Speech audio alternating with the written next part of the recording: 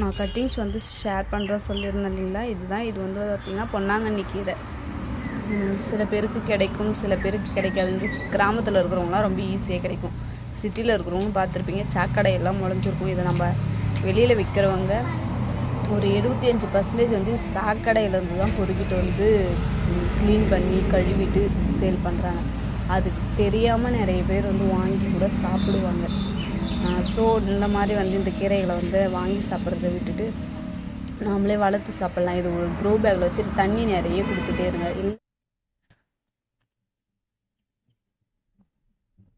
அடுத்து வந்து பார்த்திங்கன்னா வெற்றிலை. நீங்கள் வந்து கார்டனில் போயிட்டு வாங்கினீங்கன்னா இந்த மாதிரி ஒரு சின்ன கட்டிங்ஸே வந்து உங்களுக்கு 50 ரூபா 70 ரூபா அந்த மாதிரி சொல்லுவாங்க இல்லைங்களா. நான் வந்து இதையுமே சேர்த்து தரேன். இது வந்து நான் வேரோட பிடுங்கும் போது வந்து பார்த்திங்கன்னா எனக்கு இது ஒன்று கட் ஆகிட்டு வந்துடுச்சு. இதுவும் இவங்க இவங்க 2 பேரும் ஒன்றா இருந்தாங்க. இவங்களுடைய பெரிய ஆணிவேர் வந்து பூமியிலே நின்றுட்டு இது மட்டும்தான் வந்துடுச்சு. ஆனால் நீங்கள் வெற்றிலை பொறுத்த வரைக்கும் இதையே மண்ணில் ஊனி வச்சிங்கன்னா கூட ஈரப்பதம் இருந்தது அப்படின்னா நிழல் வாட்டில் வச்சிங்கன்னா இதுவே வந்து நல்லா துளிர்த்து வந்துடும். நான் வேரோடையே தருகிறேன். இப்போ பார்த்தீங்களா, இப்போதான் ஃப்ரெஷ்ஷாக பிடுங்கிட்டு வந்தேன்.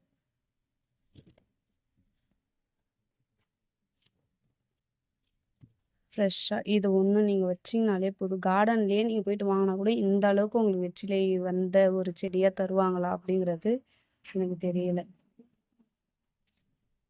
இது இந்த மாதிரி நான் வெறும் கட்டிங்ஸ் மட்டும் இல்லாமல் இந்த மாதிரி வேரோடையே உங்களுக்கு தரேன். இந்த மாதிரி வைக்கும்போது உங்களுக்கு சீக்கிரமாக வந்து முளைச்சிரும். இந்த கட்டிங்ஸ் வந்துட்டு அது எப்போ வரும் ஒரு எதிர்பார்ப்போட நம்ம இருக்கிறதா இருப்போம். அந்த மாதிரி இல்லாமல் இந்த மாதிரி தரேன். இந்த மாதிரி நீட்டாக போகிற கட்டிங்ஸ்ல பார்த்தீங்கன்னா இந்த வேர் எங்கெல்லாம் போதோ அங்கெல்லாம் வந்து வெற்றிலை வந்து கண்ணு விடும். இதெல்லாம் மண்ணில் இருந்ததுனால இதெல்லாம் நான் கட் பண்ணி தான் தருவேன். சரிங்களா. நெக்ஸ்ட் ஒன் சிகப்பு பொன்னாங்கண்ணி கீரை. இதுவுமே நான் வேரோட பிடிங்கிருப்பேன். எவ்வளோ வச்சிருக்க பாருங்க. இதோ இந்த கீரை ஒன்று நீங்கள் வச்சினாலே போதும். நான் இந்த மாதிரி இவ்வளோ பெரிய வேர் கூட எடுத்துட்டு வந்து வைக்கல. இது இந்த மாதிரி ஒரு தண்டு தான் நான் வச்சிருந்தேன். இந்த ஒரு தண்டுமே நீங்க இந்த கீரையில வச்சீங்கன்னா போதும். இந்த ஒரு தண்டை அப்படியே மண்ணில் இப்படி நட்டு விட்டீங்கன்னா இதுவே வந்து வந்துடும். இதுவுமே தண்ணி இருந்தா போதும். இதுவும் சிகப்பு பொன்னாங்கண்ணி தான். இதை வந்து நான் இந்த மாதிரி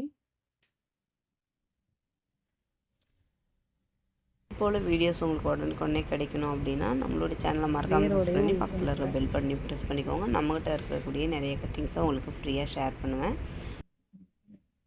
என்கிட்ட கட்டிங்ஸ் வாங்கினவங்களுக்கு என்னென்னலாம் ஷேர் பண்ணுறேன்னு பார்த்தீங்கன்னா, கோழி அவரை சீடு 4 கோழி அவரை சீடும், ஒரு சின்ன பாகல் விதை, 5 பீர்க்கன் விதைகள், காராமணி விதை 2. இது எல்லாமே முளைப்பு திறனுடையது தான். 2 சிகப்பு வெண்டை. இது வந்து பார்த்தீங்கன்னா நாட்டு வெரைட்டி கிடையாது. கடைகளில் கிடைக்கக்கூடிய வெண்டையுடைய விதை அது. பச்சை வெண்டை. இது வந்து பார்த்தீங்கன்னா முள்ளங்கியுடைய விதை. இது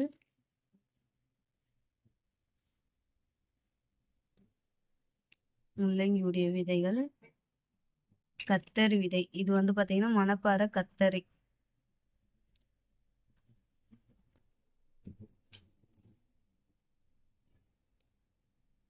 கத்தரி விதையில ஏன் கொஞ்சமா வச்சிருக்கேன்னு பார்த்தீங்கன்னா, இது எல்லாமே வந்து நான் வந்து சீடு எடுத்தது கிடையாது.